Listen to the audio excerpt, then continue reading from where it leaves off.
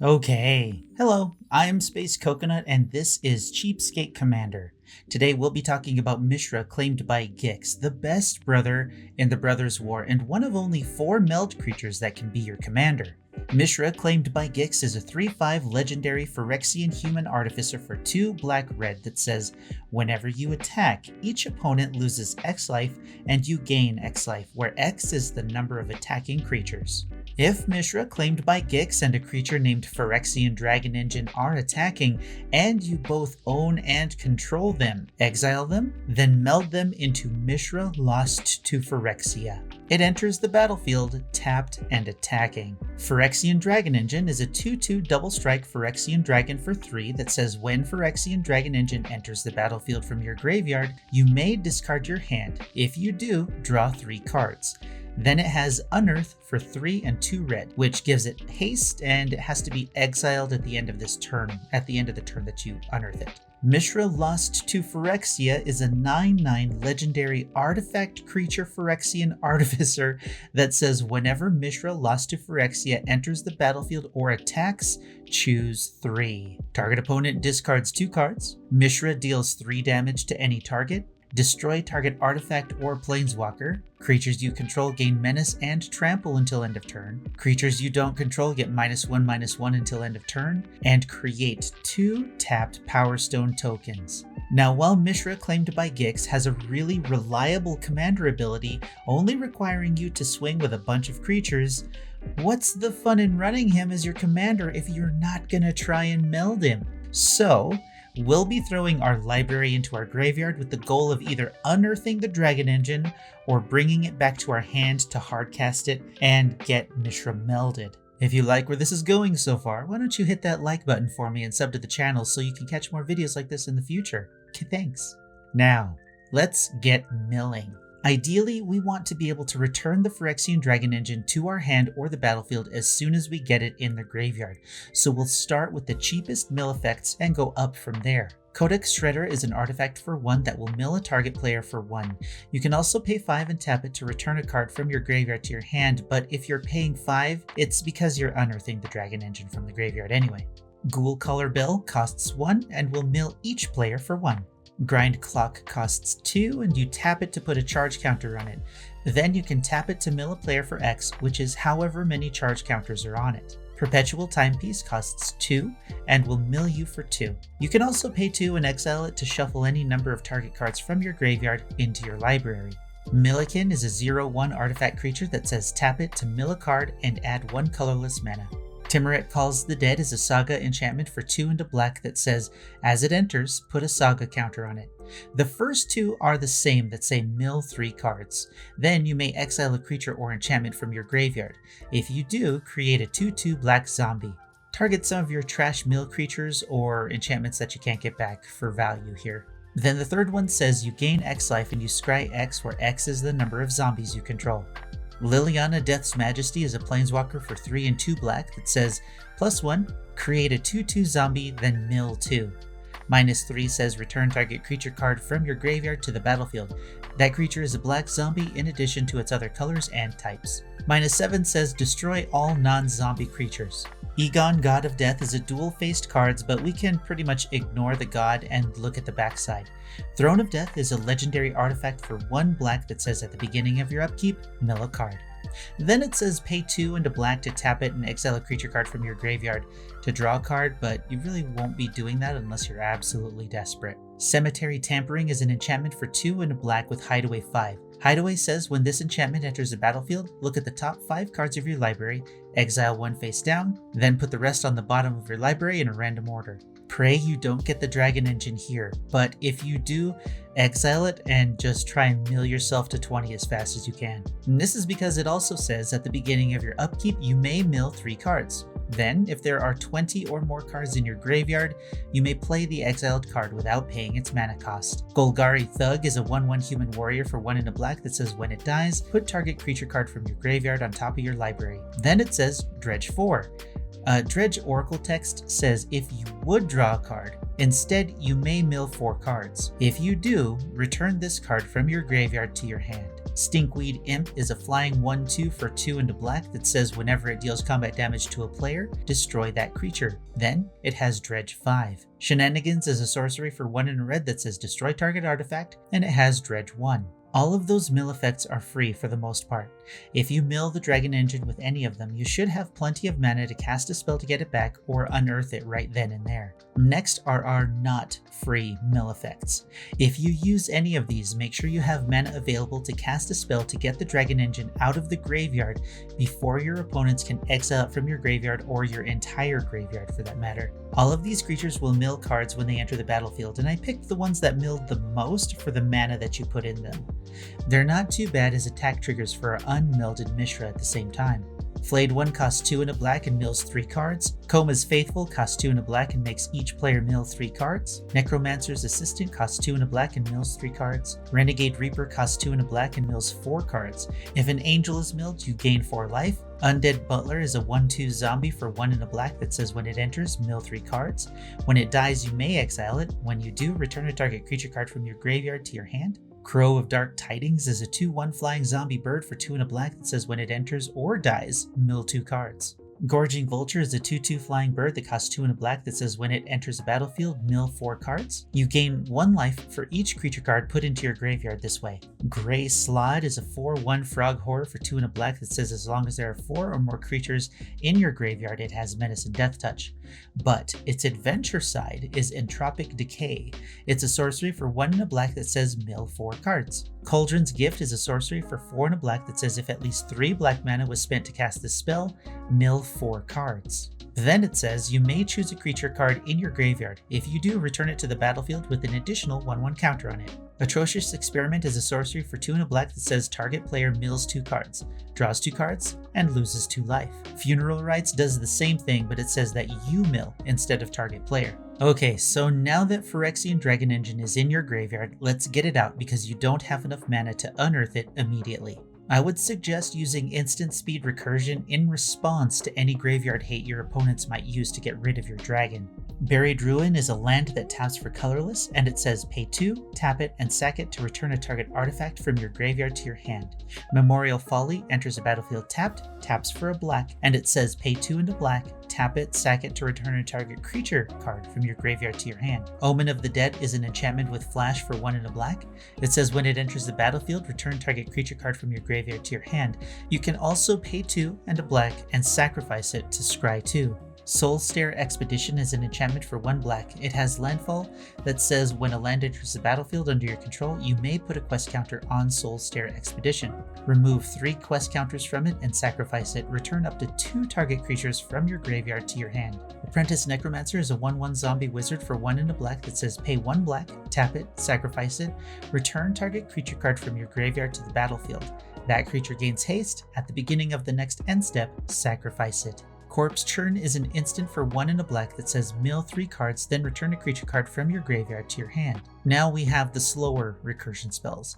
Disentomb is a sorcery for black that says return a target creature card from your graveyard to your hand. Echoing Return is a sorcery for black that does the same thing, but would also return all other cards with the same name as that card from your graveyard to your hand. Now Unearth is a sorcery for black that says return target creature card with mana value 3 or less from your graveyard to the battlefield. The problem here is that if we can't unearth the Dragon Engine, it won't have haste, so we can't swing with it right away. Well, that's where we add our haste enablers. Torch Courier is a 1/1 goblin with haste for 1 red that says sack it, and another target creature gains haste until end of turn. Bloodlust Insider and Goblin Motivator are creatures for 1 red that will tap and give a target creature haste until end of turn.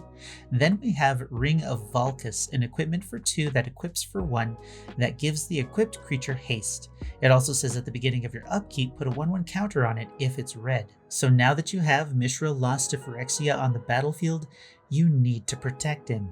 Kaya's Ghost Form is an enchantment for 1 black that says when enchanted permanent dies or is put into exile, return that card to the battlefield under your control. Now, you may be wondering, how does that effect work with Melded Mishra? Well, I'm glad you asked. Rule number 713.4c says if an effect can find the new object that a melded permanent becomes as it leaves the battlefield, it finds both cards. If that effect causes actions to be taken upon those cards, the same actions are taken upon each of them. The example given says False Demise is an aura with the ability when enchanted creature dies, return that card to the battlefield under your control. A Chittering Host enchanted by False Demise dies. The triggered ability returns both Midnight Scavengers and Graph Rats to the battlefield. They give Otherworldly Journey as an exile example with the same result. So, if Melded Mishra dies or is exiled with Kaya's ghost form, Mishra and the Dragon Engine enter the battlefield thanks to the dies or exiles trigger from Kaya's. So I actually got this wrong once with Henwire Writhing Township, and now I know better. So now that we understand that, Ashnod's Intervention is an instant for 1 black that says, until end of turn, target creature gets +2/+0 and gains when this creature dies or is put into exile from the battlefield. Return it to its owner's hand. So you'll get both cards back in your hand. Feign Death says, until end of turn, target creature gains when this creature dies, return it to the battlefield tapped under its owner's control with a 1/1 counter on it. Undying Evil costs the same and will return the creature to the battlefield with a counter on it untapped. Demonic Gifts is an instant for 1 and a black. It gives a creature +2 until end of turn, and if it dies, return it to the battlefield under its owner's control. Cryptek is a 3/3 Necron Wizard for 3 and a black. It has pay 1 and a black and tap it. Target artifact creature you control has, when it dies, return it to the battlefield tapped under your control. However, the very best recursion option and the winner of a totally original Golden Coconut Award for being the best card in the deck is Haunted One. Haunted One is a legendary enchantment for 2 and a black that says commander creatures you own have, whenever this creature becomes tapped, it and other creatures you control that share a creature type with it each get +2/+0 and gain Undying until end of turn. Undying says when a creature with Undying dies, if it had no 1/1 counters on it, return it to the battlefield under its owner's control with a 1/1 counter on it. Now the reason this is amazing is this line of play. Haunted One is on the field and Mishra lost to Phyrexia survived to your next turn. You tap and attack with Mishra. Haunted One gives him Undying. Melded Mishra dies and then returns to the battlefield unmelded. Both Mishra and the Dragon Engine enter with a 1/1 counter. The next time you attack, both of them are exiled and the counters fall off, making it possible for Undying to trigger again because the Melded Mishra has no 1/1 counters on it. If you manage to keep him on the field to tap or have ways to tap and untap him at will, he should be much harder to get rid of. Now, these example pieces I'm going to give you aren't in the deck, but Voltaic Key and Manifold Key will untap Melded Mishra for 1 mana, Voltaic Servant will untap him at your end step, Mobile Garrison will untap him when it attacks, and Revel Songhorn will tap him for 1, and Puppet Strings will tap or untap him for 2 mana. There are probably many more options, but I think you get the idea here. Haunted One is a great include for Mishra and a crazy one with the right support. Moving on, Rush of Vitality is an instant for 1 and a black that will give a creature +1/+0, lifelink, and indestructible until end of turn. Crypto Thrall is a 3/3 artifact creature for 4 that says other artifact creatures you control have hexproof. Swiftfoot Boots is an equipment for 2 and equips for 1 that gives a creature haste and hexproof.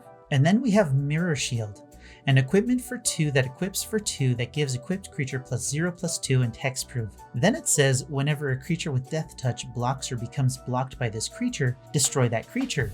So we don't have to worry about Death Touch creatures. We have a small removal suite with Bedevil and Hero's Downfall, but we have 3 pieces dedicated to enchantment removal in case we see Rest in Peace or Leyline of the Void. But with the number of creatures that exile cards when they're discarded or go into the graveyard, we should probably add more creature removal now that I'm thinking about it. Do what you need to for your deck. Extract the Truth and Pharika's Libation will have an opponent sacrifice an enchantment, and Feed the Swarm will destroy a creature or enchantment, and then you lose life equal to its mana value. We have 3 direct tutors here to get the Dragon Engine out of the library. The Cruelty of Gix is a saga for 3 and 2 black with read ahead. So when it enters, you want to start at number 2 and search for your library for a card and put it into your hand, then you lose 3 life. Number 3 says, put target creature from a graveyard onto the battlefield under your control. Get the Dragon Engine with it if you don't have anything else. Otherwise, recur a creature that will give the Dragon Engine haste. Sarkhan's Triumph is an instant for 2 and a red that will let us tutor for a dragon creature card and put it into our hand, which it's a Dragon Engine. and Lagomos, Hand of Hatred. Now, getting this to work is more difficult, but not impossible. He's a 1/3 human shaman for 1 black-red that says at the beginning of combat on your turn, create a 2/1 red elemental creature token with trample and haste. Sacrifice it at the beginning of the next end step. Then it has tap it and search your library for a card. Put it into your hand and shuffle, but you can only activate it if 5 or more creatures died this turn. Now, if by chance your opponents managed to exile the Dragon Engine and you have no way of getting it back, we have a few cards to let us go to Plan B with simple attack triggers from Mishra. Token generators like Lagomos and our already solid recursion options will help us do this. Moira, Urborg Haunt is a 3/2 legendary spirit wizard with menace for 2 and a black that says whenever it deals combat damage to a player, return to the battlefield target creature card in your graveyard that was put there from the battlefield this turn. Krenko 10 Street Kingpin is a 1/2 goblin for 2 and a red that says when it attacks, put a 1/1 counter on it, then create a number of 1/1 red goblin tokens equal to his power. Rise of the Dreadmarn is here in case of a devastating board wipe. It's an instant that costs 2 and a black with Foretell for 1 black. It says create X 2/2 black zombie berserker creature tokens where X is the number of non-token creatures that died this turn. Then we have Death Tyrant, a 4/6 beholder skeleton with menace for 4 and a black that says whenever an attacking creature you control or a blocking creature an opponent controls dies, create a 2/2 black zombie creature token. Now, that doesn't say non-token creature, so your attacking zombie tokens dying will make more zombie tokens. So you really won't lose zombies very easily, and your junk mill creatures will make more zombies for you when they die also. The idea here is to go wide and utilize Mishra's attack trigger to make each opponent lose life and you gain life where X is the number of attacking creatures. So of course, we need to include Foul Tongue Shriek, an instant for 1 black that says target opponent loses 1 life for each attacking creature you control, you gain that much life. Next we have Garna, Bloodfist of Keld. She's a 4/3 legendary human berserker for 1 black red that says whenever another creature you control dies, draw a card if it was attacking.